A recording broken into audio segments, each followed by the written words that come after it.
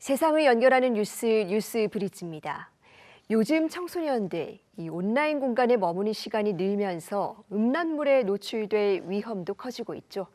문제는 이 과정에서 성과 관련해 왜곡된 인식이 싹트고 이 별다른 문제의식 없이 유행처럼 일탈 행위에 가담하는 사례도 늘고 있다는 겁니다.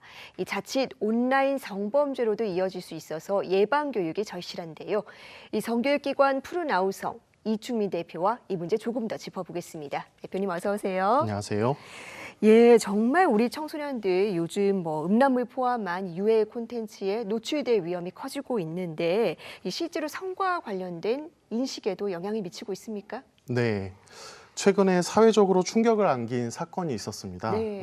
서울 한 초등학교의 5, 6학년으로 여겨지는 남학생들이 초등학교 저학년 여학생을 따라다니며 성관계 놀이를 하자, 돈을 주겠다 접근했지만 실패했고 실제로 학원차에 내려오는 8살 여자아이를 유인하여 성기를 보여주는 그런 성추행 사건이 일어나서 경찰 수사 중에 있습니다. 이 사건에서 아이들의 가해 행동과 성행동에 영향을 미치는 것을 음란물임을 저희가 추측하고 알 수 있습니다. 어린 나이에 일탈 행동으로만 보아서는 안 되며 이것은 성적 호기심을 넘는 행동입니다.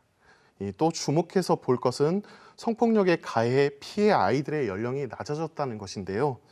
또 이 디지털 기기를 주로 사용하는 주 연령대가 청소년이기 때문에 그렇습니다.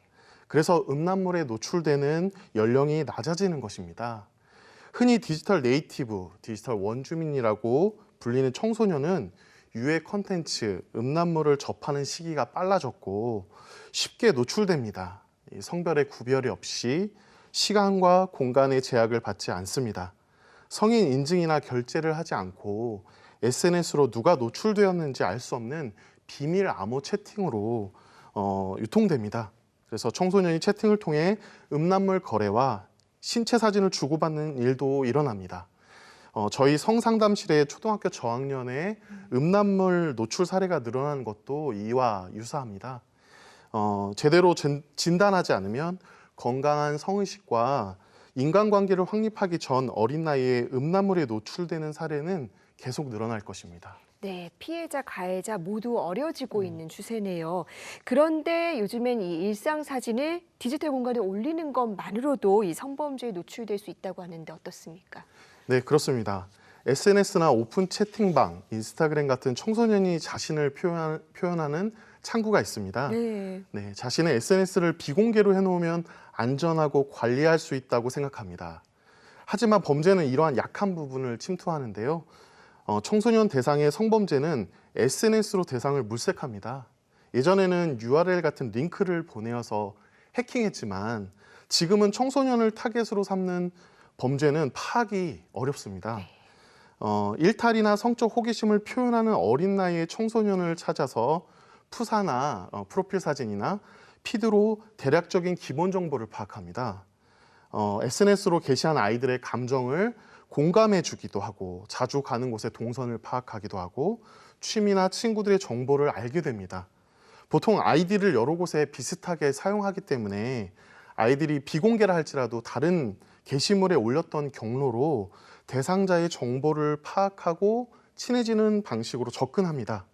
이제 낯선 사람으로 다가가지 않는 것이죠. 상대방에게 경계를 느슨하게 만들고 또 모바일 기프티콘 이런 선물 공세를 하기도 합니다.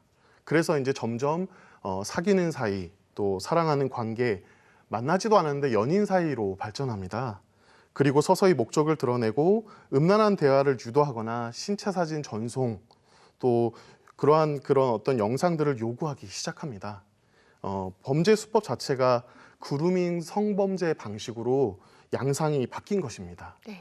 은밀하고 치밀하고 접근하는 이런 디지털 성범죄가 늘어나고 있는 것입니다. 네, 은밀하고 치밀한 디지털 성범죄. 이제 더 이상 남의 일이 아니고 이제 내 자녀가 이런 일을 겪을 수도 있는 것인데 어떻게 대처해야 될까 고민하시는 부모님들도 많을 것 같습니다. 어떤 점을 주의해야 됩니까? 네, 부모의 마음이 얼마나 무너질까요? 네. 하지만 혼을 내고 스마트폰을 뺏는다고 바뀌지 않습니다.